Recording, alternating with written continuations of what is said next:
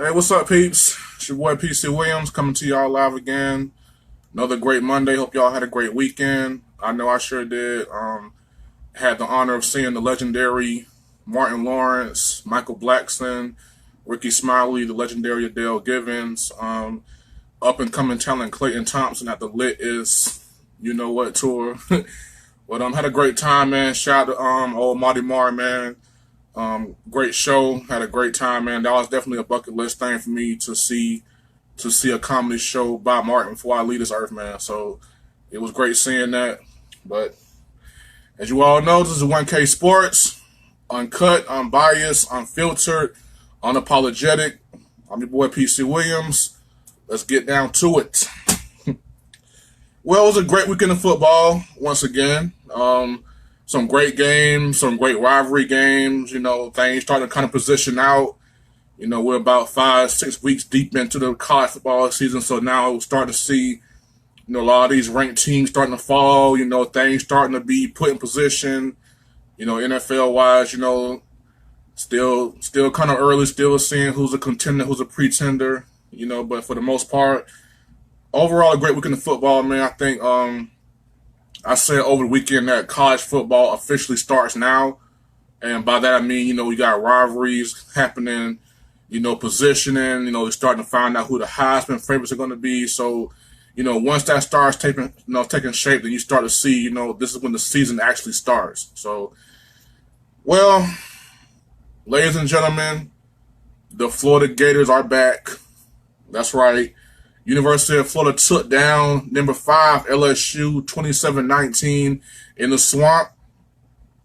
Big win for Florida, probably easily Dan Mullen's biggest win so far as their head coach.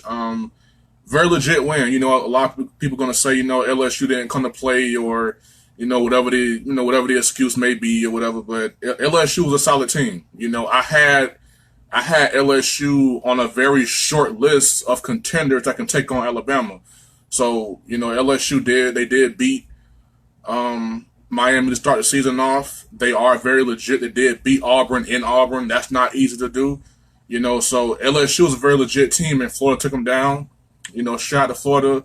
All my Florida Gator fans, the University of Florida is back. It was a very legit win, a beautiful atmosphere. As you all know, the 2008 national championship team was honored. One of the all-time greatest teams ever, man. Tim Tebow, who was inducted into the Ring of Honor in Ben Hill Griffin Stadium.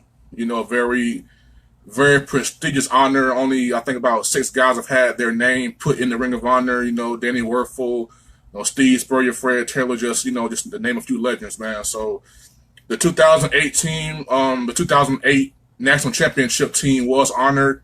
Tim Tebow was honored. But it was a great environment. I don't think that's why LSU lost the game. I think LSU was just not the better team. I mean, the Florida Gators are very legit on defense. Felipe Franks is growing up before our very eyes. He's a force to be reckoned with going down the seam here. They have talent. So, like I said earlier, if you are sleeping on the Florida Gators, you might want to wake up and smell the coffee, because this is a very dangerous team. So.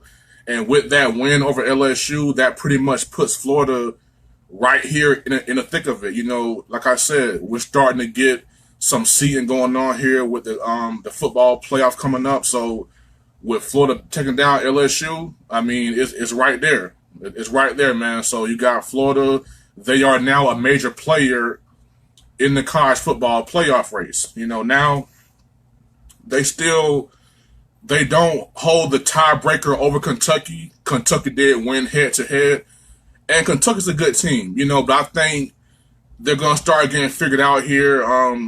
A&M took them out. It was a close, hard-fought game. But I just think Kentucky, maybe it's just not this year, maybe not this time right now.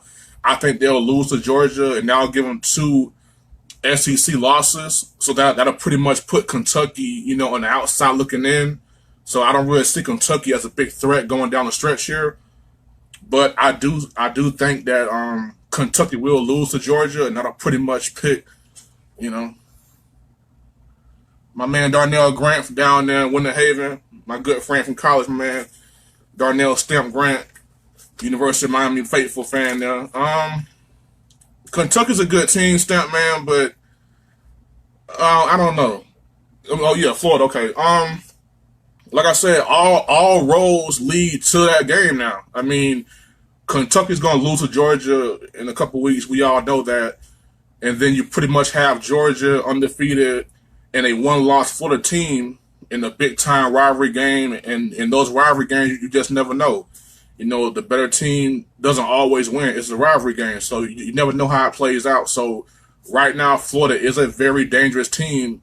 You know, going down the stretch with that defense and the way they playing ball right now, they're very dangerous. So definitely, if they beat Georgia, then they write their own ticket to Atlanta to play Alabama. I mean, which they'll lose that game, of course. But I mean, right now, I think the game of the year. I mean, I think it kind of changes every week. It changes, but right now, the game to see right now will be the Florida and Georgia showdown right here in Jacksonville, the world's biggest cocktail party. So, like I said, all roads lead to a very epic Florida and Georgia showdown. So we'll see how that plays out. Well, as you all know, Texas, took down Oklahoma in their very classic, very, hard-fought Red River rivalry. It's very traditional.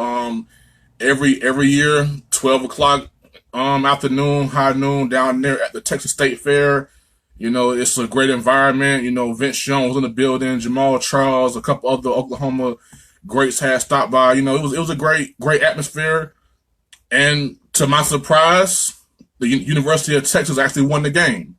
And I did say last week that, if Tom Herman was to take out Oklahoma, that would kind of, change my opinion about him a little bit. So, Texas is back, and Tom Herman, I'm sorry. Come on, man. I'm not finna give in to Tom Herman and this Texas Longhorns thing after one game. Okay, you won the Red River rivalry game against Oklahoma. Charlie Strong did 2 years ago. Where is he now? So I'm not sold just yet. I'm not finna apologize to Tom Herman just yet. I'm not sold. Sorry. You took down OU, good. I'm still not sold though, man. Let's not forget, we're sitting here praising Texas. They won, big time program win, 48-45 shootout, but they almost blew a 21-point lead. Now, Texas has been talked about as having a very ferocious defense, and OU just shred them. They was up 21 points. They blew that lead. It was a tie game. It could have went either way. But thank God OU has a very bad defense, which they did fire their defensive coordinator, Mike Stoops. So that lets you know how they feel about their defense and the guy that runs their defense. So I'm not sold on Texas. I think it does put them in a different light. They are a contender. I'm just not sold. They still have West Virginia. Will Greer is a bad boy. He's a Heisman Trophy front runner right now behind Tua Tagovailoa. So I'm not sold on Texas just yet. They still got West Virginia, and they still got OK State in Clearwater. That's not it. Those are not easy games. And Oklahoma still has those same two opponents too. So the Big 12 is still up in the air. It's still anyone's to win.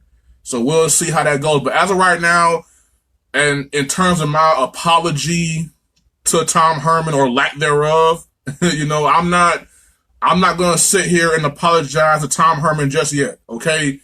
Tom Herman, you had a great win. OU's defense it sucks. They got a horrible defense. They fired their defensive coordinator right after the game. So that lets you know what they believe they have on that side of the ball. So I'm not sold, Texas, I'm not sold just yet. I'll see how they play against West Virginia. I'll see how they play against OK State, and I'll decide then, but hey, it's the Big 12. I'm not finna just go ahead and give them the reins now. They gotta prove it to me, and based on the history of the college football playoff seasons, you gotta prove it to them too. So I'm not really sold on Texas just yet.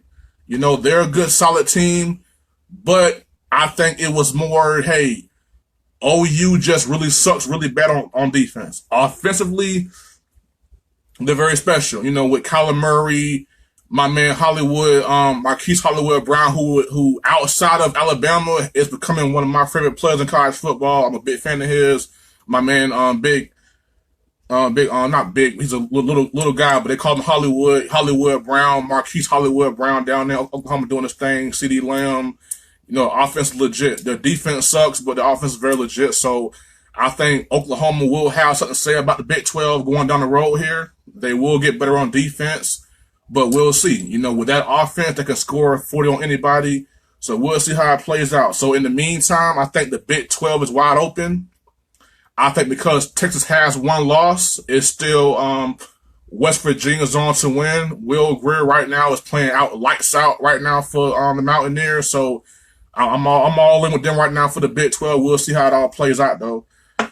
But like most Wall Street guys, you want to check on your stock and your investment before the season started. I said in the playoff, I got Alabama, I got Miami, I got Michigan. Nadia Matthews, hey, what's up? Beautiful. Oh, my bad. Dr. Nadia Matthews down in Gainesville. Very beautiful young lady, very smart, very educated. Oh, and by the way, she's not even 18 years old yet. So, so she's big time Gator fan. Great win, Nadia. I gave you guys some love earlier. Took down LSU. Hey, it was a great win, man. Great win for you guys.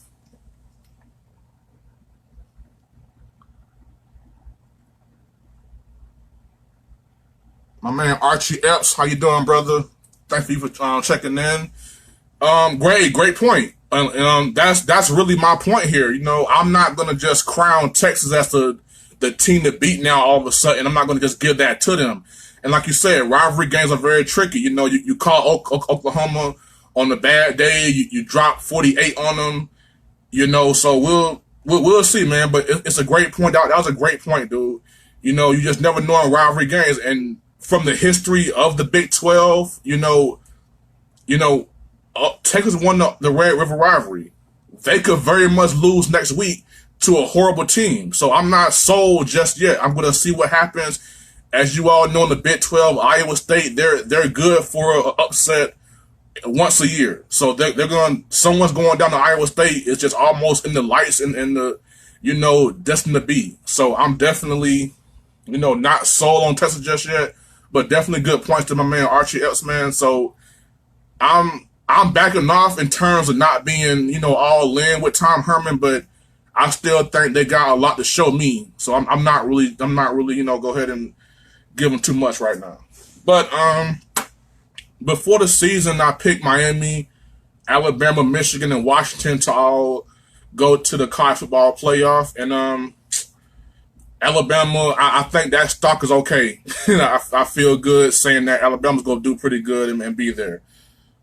University of Miami, they're looking good, man. Like I said, a rivalry game. It went down to the wire with FSU. FSU had a big lead. Miami came back. Turnover chain was in full effect, man. So I think that Miami, like I said, that loss to LSU it hurt. But I feel like it was something that needed to happen. Last year Miami kind of came by surprise and shocked everyone. I think losing that first game to LSU really humbled them. And I think it'll be great for them. FSU was not a horrible team. That's not some sorry team. They're a very young, very talented team with a new head coach. So that's never going to always work the first year. Yeah, damn right, Stamp. And I picked you guys to win the ACC. And getting past Florida State was a big step forward because that's a rivalry game. I'm not looking at the score, how you won the game. I'm thinking about it. Hey, it's a rivalry game. It's Miami. It's FSU. Throw out the records. It's a rivalry game. That was a big win. So I look at y'all's schedule going forward. I don't see a Notre Dame coming up here. I thought y'all would play them this year. Y'all don't. But they do have Virginia Tech in Blacksburg. And as you know, Stamp, that's not an easy place to play at. Very hard environment to play in Blacksburg. So that's the only, stepping stone I see in their way going to the playoffs. So as of right now, I think my The stock on Miami is up. I'm still all in with Miami win the ACC. I think Clemson's just too vulnerable right now. FSU is just too far behind. I mean, Virginia Tech, they're so inconsistent up and down. So I think right now the ACC is Miami's to win. Barring some kind of setback, I think every game from this point forward, they should be favored in. They should win. So definitely all in with the U still. University of Washington. I'm a little concerned. I'm not gonna lie. Nothing they did. They're playing good ball. They're winning games like I said they would. But I did say for them to have a case, Auburn has to start winning. Auburn has to win and keep winning. And right now, Auburn's not winning. Auburn did lose to LSU, and they just lost to Mississippi State. So Auburn has 2 losses. So now when the committee sits down and talk about it, now, okay, well, Washington, you look pretty good. You lost to LSU, or you lost to Auburn, but come to find out, Auburn's not that good. So how good are you? And like I always said, looking back at that game, Washington should have beat Auburn by 2 touchdowns. They outplayed them. They out-physicaled them. They out-schemed them. Their defense is legit. They just made too many mistakes. They made too many turnovers, too many critical errors that helped Auburn win that game. So I'm still in on Washington, but I think with Auburn losing 2 games, with Auburn being 2 losses in right now, that's not a good look for them going forward. Now, Auburn still has Alabama. They still got other teams to play. They could end up losing 4 games here. So, Washington, they are my pick, but I made that pick and stuck with it on the strength that Auburn would, continue to win, and they're not winning right now. So that looks bad on Washington because now you're saying, okay, well, how legit is Washington if Auburn has 2 losses already? Doesn't look too good for Washington. So they just might end up winning out and win the Pac-12 and just might not get in on the fact that Auburn has 2 losses and could end up with 4 losses with Alabama on the horizon and, other games like that. So right now I feel kind of bad for Washington because it's not their fault. They're pretty much putting their hopes and dreams on Auburn being a juggernaut the rest of the season, which doesn't look that way right now. So my stock on Washington is kind of neutral. I'm still riding with them, but I'm not all the way in with them. Michigan, University of Michigan, my stock on them is still high. It's still high because their 1 loss was to Notre Dame, and Notre Dame looks really good. They look legit. Now, I've always said, it's just the Irish. They'll lose eventually. They'll come back down to earth eventually. But right now, they're balling. They're beating everyone. They, went into Blacksburg, won a big game there. That's not an easy place to play. And they went in there and won. Brian Kelly has got everything rocking right now. Offense rocking, defense is legit. So, hey, we could be seeing Notre Dame in this whole conversation, man. So,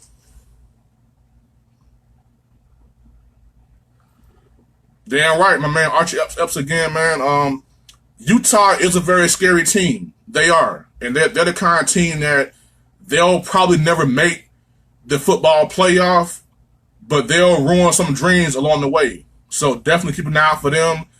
It's not easy playing in Utah. They are a very dangerous team. So I definitely would say look out for Utah. The same thing in the SEC with Florida and, Kentucky right now. Hey, they may not win out or maybe they will, but just look out because they could ruin your dreams too. So my man, Uncle Ben, my man Ben Robinson from Jacksonville, Florida, my man, we've been knowing each other since middle school. We go way back to the Kirby days, Jackson days, man. Public service, firefighting, all that stuff, man. But yeah, the SEC is still king. Newsflash, you got Bama, you got Georgia, Florida is back, Kentucky is legit, A&M, Mississippi State, they're very dangerous 2-loss teams. The SEC is still loaded, man. It's still the best conference in football. That's never going to change. That's the best athletes, the best games. All the top players in the country go play in the SEC. It's still the best conference. And, hey, I feel very comfortable saying that a SEC team will have something to do with who wins the national championship. So damn right, Big Ben on that one. SEC is all day, baby. But yeah, Michigan, they're very legit, and come to find out, Notre Dame is legit. So that helps Michigan now. Hey, we got one loss. We lost Notre Dame. I mean, what you want us to do, man? We lost to Notre Dame in Notre Dame. We can't help that. We're sorry. We'll try again next time. So I'm still high on University of Michigan. They still got Penn State. They still got Wisconsin. They got Ohio State in Ohio State. That's never easy.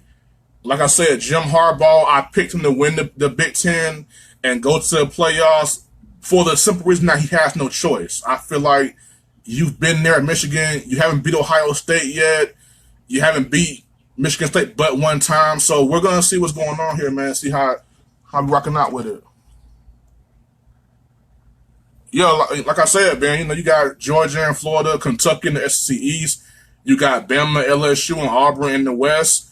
And those are all favorites. Then you have the teams like, Mississippi State, Auburn. They may not go to the playoff, but they're going to have something to say about it when it's all said and done. So we'll see how it plays out, man. So I'm still pretty much sold and pretty much still all in on my college football playoff picks. But I have a suggestion that will solve this headache of a system. And I'm giving it to you right now. First of all, let's stop with the 14 playoff. Let's expand it to 8. 8 teams. And I have a very simple solution that will make everyone happy and everyone satisfied. And here's my solution. You have 5 Power 5 conferences. You have the SEC, ACC, Pac-12, Big Ten, and the Big 12. So you have the SEC, ACC, Pac-12, Big 12, and Big 10. So those are your top Power 5 conferences. If you win the SEC, if you win the ACC, if you win the Pac-12, Big 12, or Big 10, then you get in. Simple as that. And what does that do? It creates accountability. It means that, okay, you can't just have an undefeated regular season and possibly lose your conference game and still play in the playoffs. It puts teams in a position where, okay, you have to win this one game despite what you've already done. Prime example, I'm very confident that Alabama will get to Atlanta undefeated. And let's say, I don't know, for the sake of arguing, that Georgia has a slip up against Florida. Or hell, let's say Kentucky beats Georgia and Florida beats Georgia. And you got Alabama undefeated in the SEC championship game against a 1-loss Florida or maybe a 2-loss Kentucky team, maybe a 2-loss Georgia team. You just never know. And if by some miracle they lose that game, hey, sorry, you still can't get in. You might get in. That's where we have these top 3 from. So, hey, win your conference, you get in. You win the SEC, the ACC, Big 12, Pac-12, and Big 10, and you get in. No questions asked. Then you have 3 more slots. And those 3 more slots can be filled in by the 3 best teams in the country at the time of voting. It could be a 1-loss, Florida, or a 1-loss West Virginia, or a 1-loss Oklahoma. You just never know. But I feel like this. When you pick 4 teams to compete for a national championship, then you angry a lot of teams. You angry 4, 6, and 8, 7, and 8. So my suggestion is this. If you can't make the top 8, then that's your fault. I understand top 4, nitpicking. Well, that 1-loss team looked better than that 1-loss team. Well, hey, now we add 3. Now we add 4 more spots. Now we add another conference champion. If you're not in the top 8, then you're just not good enough. And then, you had to go there, and maybe it's unfair, but that's the precedent they set. Because if you remember, just 2 years ago, Penn State won the Big Ten. They beat Ohio State head-to-head, but they had 2 losses. Ohio State had 1 loss. So yes, Penn State was the conference champion, but hey, you got 2 losses. So we're going to put this one loss Ohio State team ahead of you. And they got blown out by Clemson. But, I don't know what would happen at Penn State being in that position. But this will solve that. This will reward Penn State for beating Ohio State.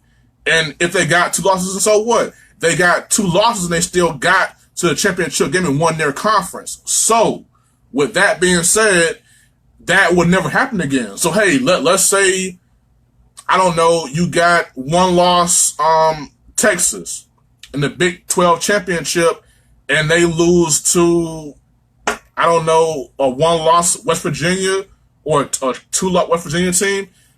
Then, hey, that 2 loss team just beats you for all the marbles. They get in. And maybe you'll get in with those last 3 picks. But if you don't, you got no one to blame but yourself. So I feel like this. I would much rather piss off the number 9 and 10 team than the number 5 and 6 team. I feel like this. If you can't position yourself to be one of the top 8 teams in the country, then you don't belong in the playoffs. I can understand the top 4. That's hard to come by because you got so many 1-loss teams, 2-loss teams that have legit resumes. So we say, okay, we'll add 4 more of y'all. And quite frankly, if you're not in that top 8, then that's your fault. So that's my humble suggestion. I know the NC2A would not give a darn about it. So that's just my suggestion going forward. All right.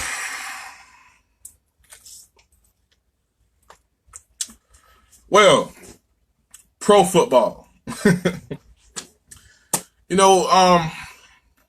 I have a theory about life. You get what you pay for. If you're someone that likes the 5-finger discount, let me get 50% off. If you want quality, you got to pay for it. Whenever my car needs fixed, I'm not going to Uncle Airware around the street. I'm going to the top mechanic in the world. You want to know why? Because I want my car fixed. I want my car running and in good health. My man Stamp, pro football is a joke now. It is, Stamp. It really is. It is a joke. It's a $1 billion joke. So we'll see how it all plays out, man. But you're right. All these new rules, man, it's becoming nonsense. So we'll see, man. But back to the point at hand here. The Jacksonville Jaguars will forever regret re-signing Blake Bortles. Now, why do I say that? Why do I feel that way? You have a defense that is special.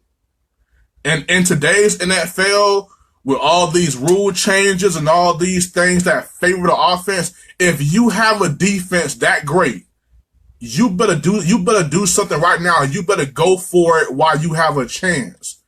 Because this defense is special. And you're not going to have it forever. You still got to re-sign Ramsey, Miles Jack, Ngakoue. You got the young gunner, Ronnie Harrison, Roll Tide. He's pretty damn good. You got Barry Church. He's solid, but he's getting older. At some point, are you going to re-sign him? Release him? What's you going to do?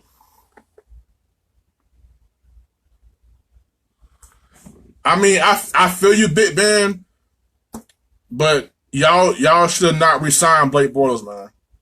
Like, honestly and truly, I know y'all want to be loyal to him. I got love for the guy, and I feel bad for him.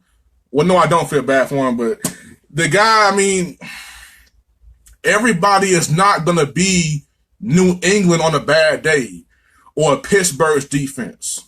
You're going to have to play some teams. The Chiefs have a very horrible defense. Horrible. And he couldn't take advantage of that, man. What's going to happen when this great defense has a bad day? So what do we need? My man Willie Simmons from Jacksonville, Florida. One of my good childhood friends I grew up, childhood role models I grew up with. One of the coolest guys you ever meet in your life. I'll tell you what y'all need to do. Y'all can't do nothing about it. You re-signed Blake Bortles. That's the first mistake you made. When last year was over with, everyone pretty much had this mindset that, hey, Blake Bortles is a weakness. Then he goes out there and he torches Pittsburgh's defense and he torches New England's defense. Now all of a sudden he's a commodity you got to hold on to. No, you cannot waste this good defense. You should not have signed Blake Bortles. You should not have signed him. Hell, I think Kirk Cousins is overrated, but I think Kirk Cousins is a better quarterback than Blake Bortles. He can at least come in there and give you something, because this defense is going to give you a chance to win every game. Every game, this defense will give you a chance to win. And Blake Bortles has to take advantage of that. And I get it. You outplayed Tom Brady. That's a long time ago at this point, man. Now your team is 3-2 and Tom Brady's team is 3-2. Now they're moving forward. Now they're getting better and you're getting worse. So what the Jaguars need to do is they gotta do something, man. Like, hey, cut Blake Bortles, trade for him, or do something. But he's not the answer. And that will forever be the day y'all regret when y'all re-signed him, buying into all this hype that he's the answer. He's not the answer. Blake Bortles is not the guy that's going to take you to the Super Bowl. Now, yes, I did pick the Jaguars to win the AFC and go to the championship. But I did that on the strength of this defense, on the strength of Leonard Fournette being healthy and giving Blake Bortles everything he needs not to ruin it. Now you got Fournette's not healthy. The receivers are up and down. You got injuries. I don't know. So the way I see it, what you need is to get rid of Blake Bortles, but you already invested and signed him. So now what? My man E-Man Cillian, the man behind this whole thing. And don't worry, Manny, I did give a shout out to University of Miami. You ain't gotta call me and call my phone, man. But real quick, you guys, I want to give a shout to FAMU, Florida A&M University. They won their homecoming. You know, I got a request to give them a shout out. So big ups to FAMU Rattlers. Good job on your homecoming win. I know the band did great, best band in the world. So shout out to FAMU, man. Big ups, baby. But yeah, that's the Jaguars' problem. And now you're in a position right now where you got Ramsey's big contract is coming up. Miles Jack got to get paid, and Ngakoue got to get paid. You got Ronnie Harrison, who's pretty damn good. He might want to get paid. You got Barry Church, who's getting older. I don't know. And I want to address this too with Jaguars fans. If you guys think that you're going to trade Leonard Fournette and Dante Fowler for Le'Veon Bell, you're dreaming. You're not finna trade Leonard Fournette and Dante Fowler for Le'Veon Bell. I'm sorry. And I'm going to tell you why it won't work out. Because think about it. Player to player, Fournette is not L. Bell. Then on top of that, he's not healthy. He's not reliable to get on the field. That's already a strike against you. So you want to trade for the best running back in football when he's on the field for a running back that can't stay healthy. That's already bad news. Then you throw in Dante Fowler, your third pick in the draft, who's sitting on the bench behind Ngakoue, a third rounder. So you want to give me a hobbled Fournette, a inconsistent Dante Fowler for Le'Veon Bell? Think about it, man. Would you take that deal? No. If I'm Pittsburgh, I'm hitting you where it hurts.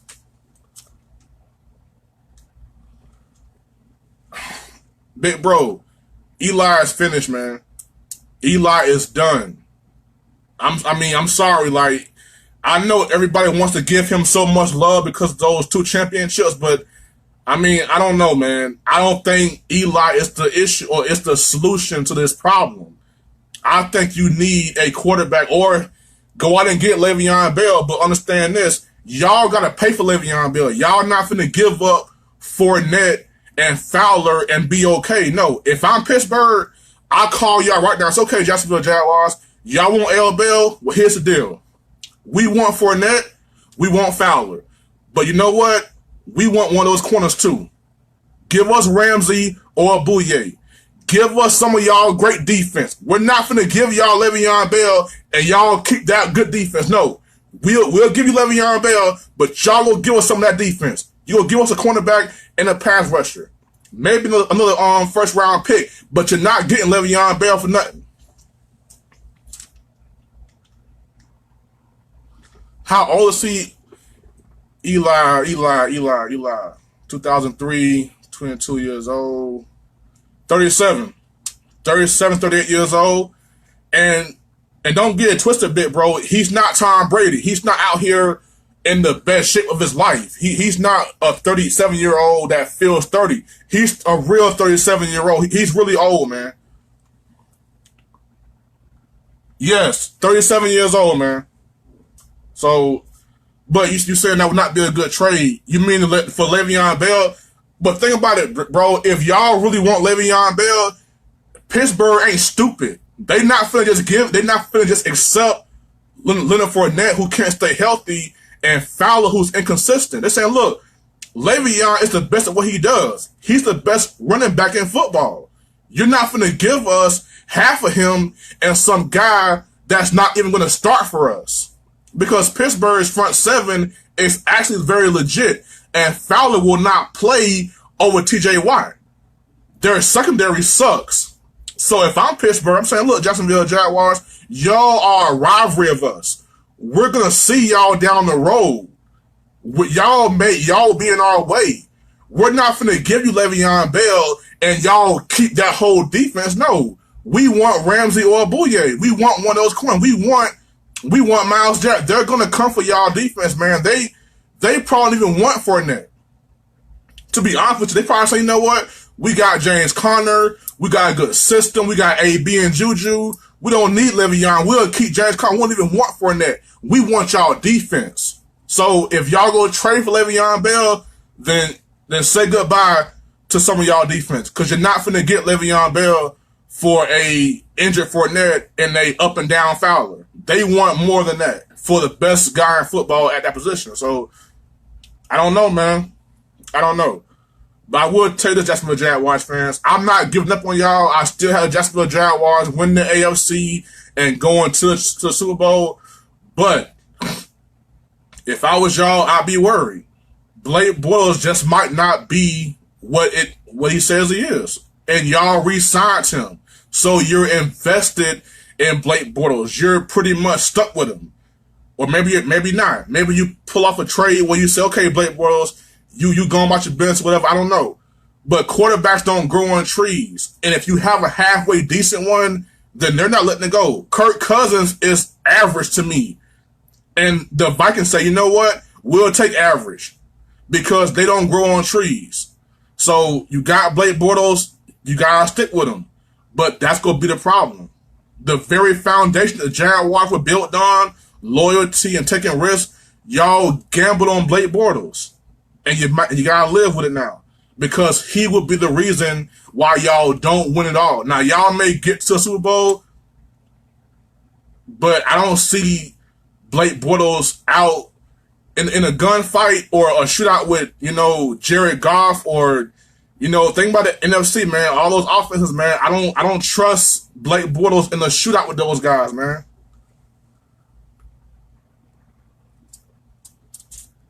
Second string quarterback? No, man. Y'all need a legit quarterback. Y'all should have went and got Kirk Cousins. I know he's not great. Hell, I think he's average, but he's better than Blake Bortles. He can make a throw. He can make things happen. You see how he balled now with Adam Thielen and Stephon Diggs. He can ball out with Keenan Cole and Westbrook and Chark. Those, like, the Jaguar receivers are not bad. DJ Chark is very talented. Keenan Cole can play. Dede Westbrook is OU's all-time leading receiver. These guys can play. They can get the job done. But Blake Bortles can't get the job done. So they can't be all they got to be if their quarterback can't get them the ball how they need it or if he can't do his job. So, I don't know. The Jaguars have a great defense. Like I said, it's one of the best I've seen. I've been watching football for a long time. I saw the 2000 Ravens. I saw the 02 Buccaneers. I've seen the the '08 Steelers, the 13 Seahawks, the 15 Broncos. I've seen some great defenses, man, and this Jaguar defense is right there with those guys, maybe even better because of the rules nowadays. And you have a great defense that can win you a championship. You cannot waste it. And the Jaguars, here we are. We're 2 years into this whole thing. In the NFL, windows don't stay open that long. They're open for like, what, 4 or 5 years? You got about 4 or 5 years to do something. We're already 2 years in, and it looking so good. So, I mean, we'll see, man. But the problem and the issue is Blake Bortles. Nothing else. Now, Fournette is not healthy, can't stay healthy. That's a bad problem. That's an even worse problem. But, hey, if y'all want Le'Veon Bell, y'all know what y'all gotta do, man. Well, from my hometown team to my team, the Cowboys. Oh man, I don't know. I mean, I don't know, dude. I mean, I watched that game last night, and our defense did everything but score for us. Our defense gave us every opportunity to win that game last night, and we just kept blowing it. So I'm in a very suggestive mood today.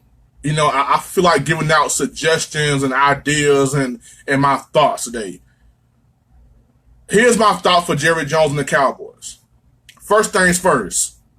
When this season concludes and it's over with and done with, you re-sign Zeke Elliott right now. I don't care. Re-sign Zeke. Do what the Rams did. Sign him after year 3. That way, when the contract is over, he'll just be hitting 30. So re-sign Zeke, because Zeke has clearly proven he's more valuable than Dak Prescott. I watched that game last night, and Jadeveon Clowney confirmed it after the game. Look, we are selling out against Zeke.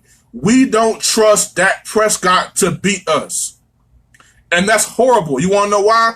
Because the Texans have the worst pass defense in the NFL. And Dak Prescott threw 2 picks against them. So he couldn't even take advantage of a bad defense. Okay, I get it. The Panthers have a great defense. Seattle's not a bad defense. But the Texans, their pass defense is not good. And Dak Prescott continues. He continues to just look horrible. Once again, he failed to go over 200 yards passing. That's not going to get the job done. Zeke Elliott, the poor guy, he will never see an open hole a day in his life. And on top of that, the offensive line is not what it used to be. I mean, we could always say, okay, look, our O-line is the best in the world. That's not going on right now. They're still good, but they can afford to be anything but special. This offensive line of the Dallas Cowboys cannot afford to be anything less than perfect. And they're unhealthy. Connor Williams sucks. Like, oh my God, get this dude off my TV screen. I played left guard. This dude is embarrassing me. I mean, getting beat like it ain't nothing, man. Like an old dirty rug, man. Getting beat. Who do I think will win this Sunday? The Jaguars or Cowboys, says my man Willie Simmons. Well, big dog, I love you. I know you my whole life. You know, you one of my all-time favorite guys. You know, I got love for you. You know, you my dude. But the Cowboys are gonna win. What's supposed to say, man? Come on, like the Cowboys are gonna win. And you want to know why, Brother Simmons, Brother Willie? Because it's on a silver platter. My Cowboys are probably not going to the playoffs or the Super Bowl this year. So beating the Jacksonville Jaguars is all I need. I don't care. If we beat the Jacksonville Jaguars, I'm good with that. I'm satisfied with that. My heart is full and satisfied from that. So my brother, my partner, my big brother, Willie Simmons, the Dallas Cowboys will beat the Jaguars this Sunday. I said it right here in 1K Sports. I mean what I said. I say what I mean. We look real bad right now. But you know what? Y'all look bad too. and y'all might be okay because y'all defense is very special. Our defense is great too. I wouldn't say we're special, but we're damn good. So I got the Cowboys. I don't care. If we beat y'all, I'm good. Because y'all are a great team that is supposed to be in the playoffs at the end of the year. We are mediocre, remember? You know, we're average, right? So if we beat y'all, then what are we? So hey, I got the Cowboys beating y'all. I don't care how we do it. I don't care if it's 7-0, 6-3, 9-6. The Cowboys will beat the Jaguars this Sunday because y'all due for it. I can't believe that. My brother, you very deep in your word. You know your stuff. You're very spiritually in tune with yourself.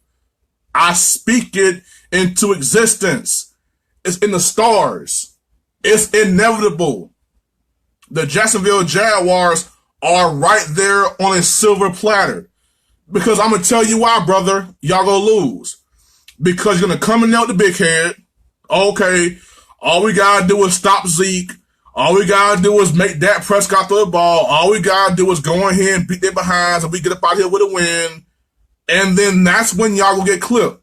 Because you're going to find out very quickly that our defense is nothing to play with. And you're going to find yourself in a 10-7, 14-13 ball game. And you're going to say, oh my God, I thought we were coming here to win. I thought we were the best team. I thought we were the team to beat this year. And you're going to lose. Because Zeke Elliott will go off on y'all defense. I said it right here. And I believe it. It's my show, man. You know what I'm saying? I can, you know, if the Cowboys lose or get beat down real bad, I mean, it's my show. I can call in my own show and say I don't like coming on day and say I feel sick and not face y'all. So what? But if we win, I'll be right here loud and proud, baby. But I got the Cowboys beating the Jaguars in a very close, hard-fought game. I might even throw me a party to watch the game. But yeah, man. My Cowboys look bad. They'll beat the Jaguars, though. But it looked bad. So, like I said, my suggestion is re-sign Zeke. Get a new offensive coordinator. You know, defense is legit, but I still think we could use an Earl Thomas. You know, Big David Irvin will be back this week. So, we'll see. We'll see, man. So, we'll see. I don't know. But, like I said last week, I don't feel in my heart that the Dallas Cowboys are a contender this year. And that's just me. I'm being real. It's 1K Sports, uncut, unbiased, unfiltered, unapologetic. So I have to be real. I don't see my Cowboys being a legit contender right now because we don't have playmaking on the offensive side of the ball on at receiver position. Our defense is good. We don't have, you know, playmakers that can create turnovers and, you know, stuff like that. So, I don't know. Not looking too good for us right now. I can see us being 9-7, 8-8. Who knows? But I do believe we will beat the Jaguars. If we beat the Jaguars, that's all I care about. At this point, that's all I care about. The issue with the Cowboys can't be fixed overnight. It won't be fixed over a few weeks. But if we beat the Jacksonville Jaguars, that does my heart fine. I don't care. As long as my Cowboys beat the Jacksonville Jaguars, I will be happy. We can lose every game from that point forward. We can finish 3-13 for all I care. Maybe we should do that and get a new quarterback. I don't know. But we will beat Jacksonville. Just know that. Anyways, as far as my pick for a Super Bowl, I did pick the Rams to win it all. They looked kind of vulnerable yesterday in Seattle, but I think some of y'all getting kind of messed up here, man. Like, Seattle is not a bad team. They're not sorry. So, and you still have to play your best game in Seattle to win that game. So, I'm still all in with the Rams. I think, you know, in NFC wise, I don't see anybody really being a contender. Philadelphia, they're 2-3 like the Dallas Cowboys. I mean, they look bad right now. The Giants suck right now. The Redskins of all people are leading the division. That crazy as that sound, right? So I mean, we'll see how it all plays out. But right now, I'm still pretty good with the LA Rams, and I mean, I'm still around with the Jacksonville Jaguars. They're gonna lose Sunday, but you know, we'll see how it plays out with them rest of the season, man. So, all right.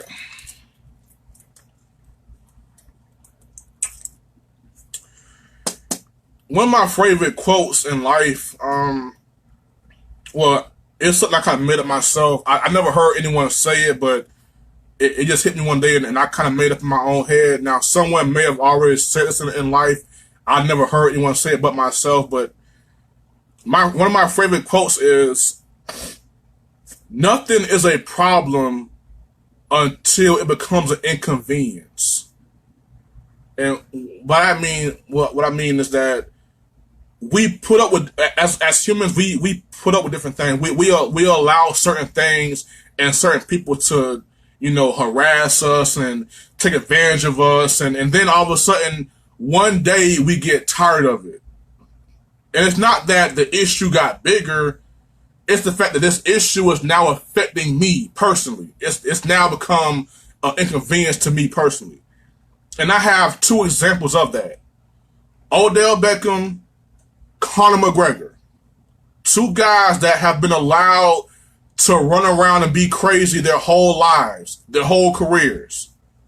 And it's almost like they've gotten rewarded for being that way and saying, okay, prime example, I'll start with Odell Beckham first. Odell Beckham, to me, is a cancer. He's a horrible leader. He's a sideshow. He's selfish. He's all about himself. And I just found out this year, he's a really great actor. Everything I just said about Odell Beckham, the New York Giants knew it.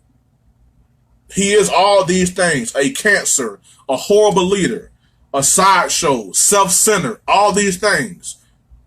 And then Odell Beckham decides, you know what? I want some new money. Yeah, still that, man. Make sure you say, my man PC Williams said this quote. And, you know, before you use it to the whole world, because I will sue you, my brother. You know, I'm just playing. But yeah, use it how you need, man. You know, you in a great position, and you have a great platform in life to use certain things, man. So whatever I can do to help you guys get your vision across the world, man, I appreciate that myself. So big ups to you, man. But yeah, I feel like Odell Beckham is a cancer. He's a great player, a very special talent, but the New York Giants have allowed him to run amok. And then this offseason, Odell all of a sudden said, you know what? I want some new money, y'all. So I'll come to voluntary training camp. I'll come to mini camps. I'll be on my best behavior. I won't say nothing bad about y'all. I'll be a good dude. I'll be a good guy. And then the New York Giants signed him to be the highest paid receiver in the history of the football league. And now Odell Beckham has turned back into Odell Beckham. He's back to being what he is. And here, this pretty much sums up Odell Beckham to me. Yesterday on the Giants sideline, things weren't going good. And to my surprise, it wasn't Odell Beckham throwing trash cans and acting a fool. It was Sterling Shepard, the number 2 receiver next to Odell Beckham. Now, where did he learn such atrocious behavior? Oh, I know. He saw you do it, Odell Beckham. He saw you throwing trash cans and throwing Gatorade coolers and said, oh my God, so if things ain't going my way, I'll do what Odell Beckham do. I'll start throwing stuff. I'll start cursing. I'll start kicking stuff. And then maybe I'll get more targets. Maybe I'll be better. That's directly to Odell Beckham being a leader, or lack thereof. He is a horrible leader. Great talent. But Odell Beckham is not someone I would want to play with. Odell Beckham and me would not get along as teammates. And then yesterday on ESPN, on the countdown, he had an interview with Lil Wayne. Very Very captivating interview. Very, very real, raw interview with him and Lil Wayne. Two Louisiana kids growing up together, knowing each other. So, and I mean, he just proceeded to throw everybody under the bus. Now, he was with Lil Wayne, and Lord knows what they was doing before the interview happened. I don't know. I ain't pointing no fingers, nothing, but he was with Lil Wayne in the interview. So, whatever. And he just started saying, oh, I want to get those targets like Julio Brown and Antonio Brown. I want to be like those guys. I want, if those guys don't catch the ball, they get mad. No, they don't. AB, yes. But Julio Jones, he could have 2 catches for 20 yards and you wouldn't even know it. You wouldn't even know it. So Odell Beckham, man, the New York Giants have fully invested into a big headache and a cancer of a player. And as a Cowboys fan, I love it. I love it. Because you guys have signed this idiot to a long-term deal. Eli Manning is declining. So Odell ain't getting those balls how he want them. So as a Cowboy fan, I love it. Give him some more money. Re-sign him again. Keep on doing your thing, Odell Beckham, because you are going to ruin the Giants your damn self. Now, the Giants have had some personalities over the years. LT, Strahan, Plaxico Burress. But you know what those guys have that you don't have, Odell Beckham? They got championships. Their issues did not affect the team. Now, no, Odell's not a bad kid off the field in terms of the law. Yes, LT was. Plax was. Strahan was a bit of a personality headache. But when it came time to get on that football field, they united the Giants and united that city. Odell, off the field, yeah, you stay out of trouble. As far as we know. But on the field, you're the worst kind of guy to have. And if you ask me, I'd much rather have a teammate that's an issue off the field and comes ready to play, rather than, okay, off the field, you're a good guy, but on the practice field and game field, you're no good to us because you're so cancerous on the football field. And that's going to hurt the Giants in the long run. So, hey, as a Cowboys fan, I say, great job, Giants. Re-sign Odell again. Give him a whole new contract. Give him a 10-year contract for all I care. Keep him around because he's going to ruin y'all franchise. But, hey, as a football fan, all I can say is this. Odell, I mean, bro, you got your money, but you're not fooling me. I never once thought Odell was going to be this good stand-up guy. When you get rich, you don't change. You become more of what you really are. You become more of an idiot that you already were. If you're drumming out and you're spiteful and you're broke, then guess what? When you get money, you become even more spiteful. You become even more intolerable. I feel like being broke doesn't expose who you really are. It exposes your character. But you want to know what somebody really is? If I want to see the real you, I give you a pile of money. Because when you broke, you don't have any options. You can give up or keep fighting. That's your two options. When you're rich, oh, I can choose my friends. I can eat where I want to eat. I can act how I want to act. I can do what I want to do. I can cut this person off. I can be the biggest jerk in the world because I got so much money, I can buy a person's conscience. And now what Odell Beckham just did. He finessed the New York Giants into a brand new contract and showed his whole rear end once he got it. And I, for one, was not surprised. And I, for one, as a Cowboy fan, am very happy you got your money, Odell Beckham. Keep on ruining the New York Giants. Thank you. Well, the main event. No pun intended. So Conor McGregor and Lord help me, I'm gonna try to pronounce the guy's name. Khabib Nurmagomedov. Well, they finally squared up. After a very bitter and angry build up to the fight, we finally got what we wanted. McGregor and Khabib. I just say Khabib. And as you all know, the build-up was very toxic. As you all remember, way back in what was February or something like that, they were in Brooklyn for an event, and McGregor. Now it was a bus that had Khabib and his team on it, including a couple other fighters. Conor McGregor.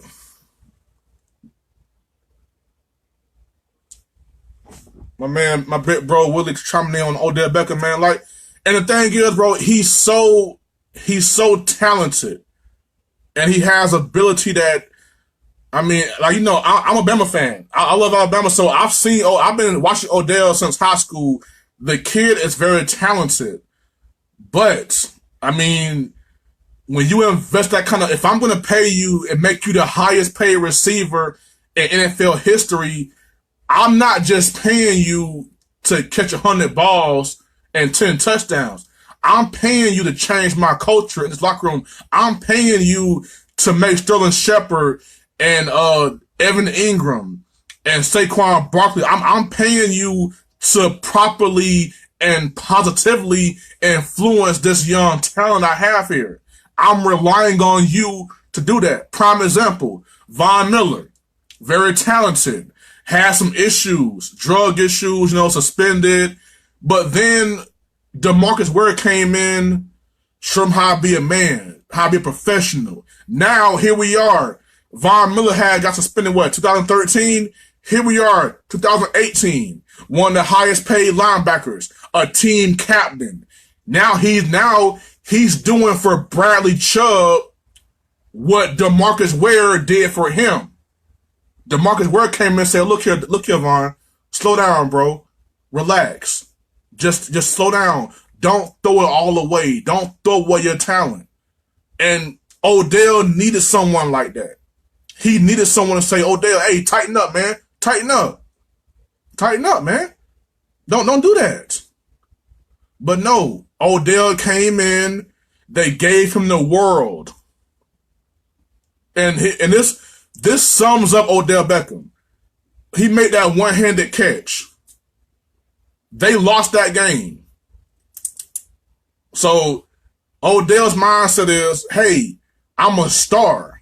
Well, Odell, you just lost a very important game to the Cowboys. Hey, I got one-handed catch though. It's all good. So I look at Odell Beckham, I look at Von Miller. Two of the same kind of guys, very supernaturally talented, had similar screw-ups, but Von Miller decided, you know what? When I get my money, I'm a team captain now. So now Von Miller got his money, and he's positively influencing his environment. Odell Beckham got his money, and he's destroying the Giants. So, but hey, as a Cowboy fan, I'm loving every minute of it. I'm loving it. Pay him some more money. Give us more years, dog. But back to the fight. Well, it was a very very toxic build-up, very hostile. Now they were in Brooklyn, and McGregor decided, I'm gonna storm this bus. I mean, he hit on the bus, took a dolly, and threw it, hit the bus window. He actually hurt some people. There was a fighter on the bus that had to cancel his fight, so basically missed out on some money because of this. McGregor was charged with like 3 felonies. You know, the case eventually got thrown out because he's Conor McGregor. But then, you know, the pre-fight interviews, he's talking about Khabib's father, his religion, you know, where he comes from. Now, where he's from, where Khabib is from, that's war. If you want, now here in Jacksonville, okay, your mama's so fat, you know, she play pool with the planets. Okay, your dad's so old, his social security number is 2. You know, whatever. Like we'll have that kind of fun here in Jacksonville, here in the United States. But where this kid is from, talking about religion, talking about parents, that will get you killed where he's from. But the guy stayed calm. McGregor showing up late to interviews. Oh, forget him. His father was this. His mother was this. He's a terrorist. All this right here, and this guy sitting right here, staying calm. Now, for those of y'all that don't follow UFC or MMA, This dude Khabib is nothing to play with. They got a video of him as a child wrestling a bear. YouTube it. I'm not playing. He is a little kid, 7, 8 years old, wrestling a bear. Like he's out here on concrete wrestling a bear. I don't even want my son to be around a lizard, let alone a bear. This kid is wrestling a bear. So here comes fight night, and here comes Conor strolling in, being cocky like he is. And then 4 rounds later, no, I'm not gonna give him a pass. No, Conor McGregor got his ass handed to him. He got his ass kicked. And I'm not just talking about being choked out and being out wrestled. This dude, Khabib, outboxed him too. Had him on the ground, just doing everything to him. He destroyed Conor McGregor. And then finished it all off, choked him out. McGregor tapped out in the 4th round. And then that's when everything started. He got right in his face and you know what I'm saying, just started doing that to him. And then immediately Khabib goes over to the gate and he sees Conor's jiu-jitsu coach. And he loses it. Goes over the cage, all-out brawl ensues. Then, in the post-fight, Dana White said that McGregor will still get his check. We're holding Khabib's check. 3 of his team entourage was arrested. Now, they were released because McGregor didn't want to press charges, but they were arrested. Excuse me. And they're talking about taking the kid's title. Now, like I said, nothing is a problem until it becomes an inconvenience. Now, Dana White, who I love, by the way, I love his mind for business. I love what he has created with the UFC, but I do not like how he handled this. Because you have let Conor McGregor run wild, throwing chairs, throwing bottles, profane language, offensive language, racial slurs, sexual slurs. As you all remember when he got ready to fight Floyd Mayweather, he was calling Floyd a monkey, saying, oh, you black this, you black that, all that. No one had an issue with it. No one had an issue with it because it was Floyd Mayweather. Oh, that's just Conor being Conor. He's a bad man. He tries to get inside your head. Well, Mr. McGregor, you found the right one. This Khabib dude, he showed up to that fight with nothing but hate in his heart for you and what you said about his family. Now, Khabib did what any other guy would do when he got a fight coming up. He's okay. I'll take care of you in that ring. And then when it's over, I'm going to tell you about it. And that he did. Now, was the brawl inappropriate? Was it a bad look? It was. I'm a UFC fan. I watch the sport. I think it's very underrated, very overlooked. I think they should get definitely more televised events, make more money, because you got boxers getting $100 million and these guys getting $10 million and they're out there. This is real fighting. These are 8-ounce gloves. These are out here ripping flesh from me. This is real fighting. They're really out there fighting one another. This ain't boxing where you pad it up and you don't know. This is a real fight. So I'm all in for the UFC getting more exposure, getting more money, getting more benefits, getting more TV time. And this was a bad look.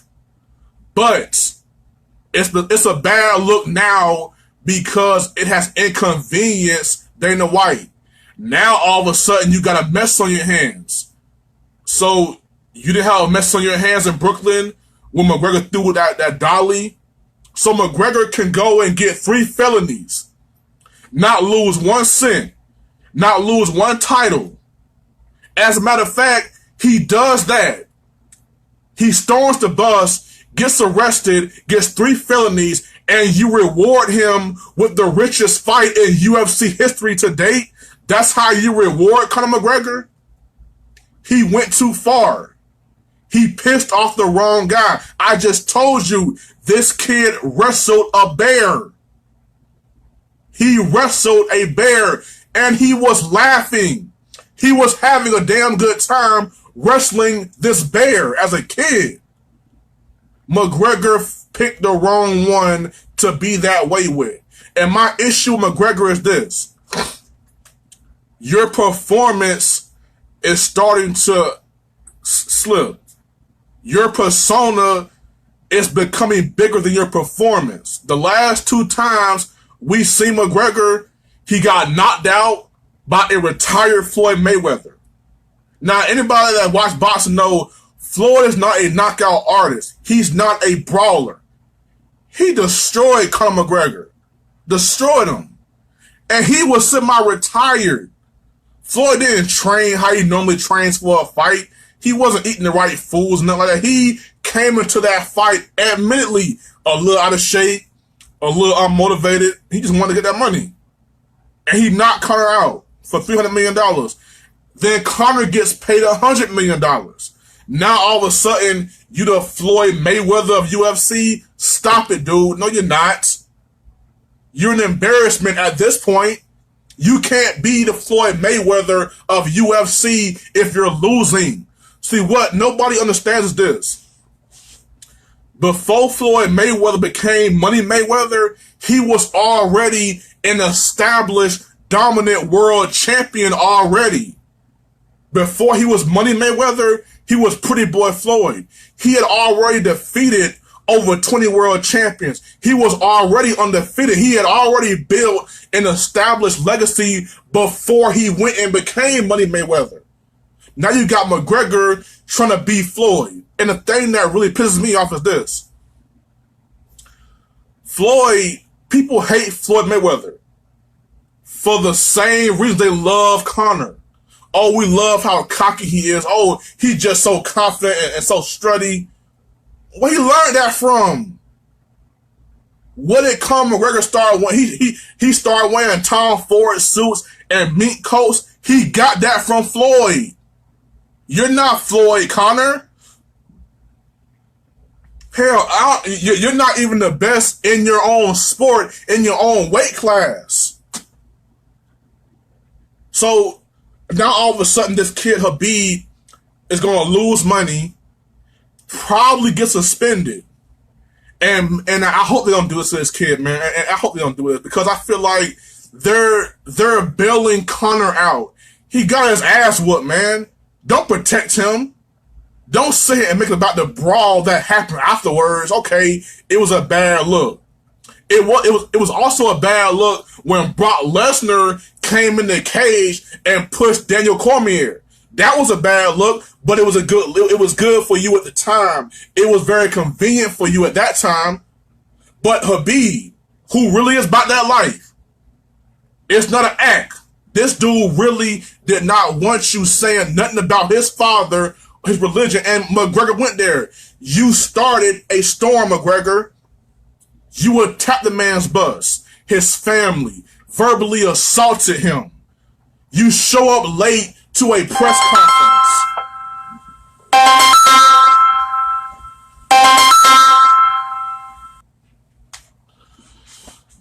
Sorry, y'all, they calling me. But yeah, man, I just feel like I respect Dana White. I really do. I love the guy. But in this situation, you dropped the ball. You dropped the ball. Yes, I get it. Having a big old brawl after a fight is not a good look. But you know what? When you have Conor McGregor, who's your most profitable fighter, when you have him throwing dollies at buses and getting felonies, that's a bad look too. But you chose not to address that issue because it made you some more money and made this fight more profitable. But the whole time, Conor's act is pissing off this dude, Khabib, who really is built this way. You have some guys who ain't with the BS. They're not here for some Hollywood stunt. They're not here for some, oh, let me act a little bit and hype the fight up. No. You You have some guys that really will kill you. This dude, I'm going to say it again. He wrestled a bear. This kid is dangerous. He's dangerous, man.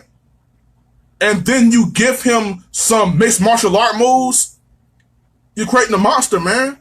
And Conor McGregor went there. He went there and overstepped that line with the wrong dude and got his ass whooped. He got his ass embarrassed. His little posse he came with, they got their ass whooped. But Khabib is the bad guy. And Conor, he's just Conor. No. Don't make it a problem now. It's not a problem. It's an inconvenience to you. Simple as that. Now, I hope that they don't strip this kid for his title because he earned that title. He won the fight.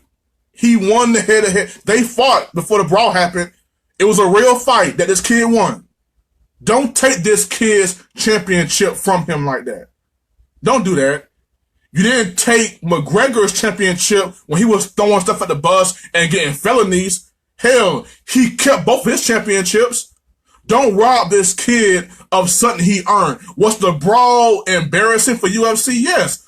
But that's an issue that the UFC has, they've embraced that kind of nonsense. So now it's an inconvenience. Now it's an issue. No, it's not an issue. It's just an inconvenience. But from what I heard and researched, there will be a rematch. I'm looking forward to it. My money's on Khabib again to beat Conor's ass again. And hopefully this time Khabib will just beat Conor's ass and go on by his business. And that way, all we could talk about is how bad McGregor looks the last 3 times he fought. Because apparently that's not the issue or the narrative. The narrative is the after party or the after fight. No one's sitting here saying how McGregor has looked completely overmatched and overwhelmed the last 2 times we see him fight somebody. So all that bravado and swag, your performance is slipping. And when we start saying that your bravado is up here and your performance is right here, done. Like I said, anyway, y'all, thank y'all for tuning in today. Another great show. See y'all next Monday, man. Hope y'all have a great week. Hope you had a great weekend, man. Y'all be easy. Peace.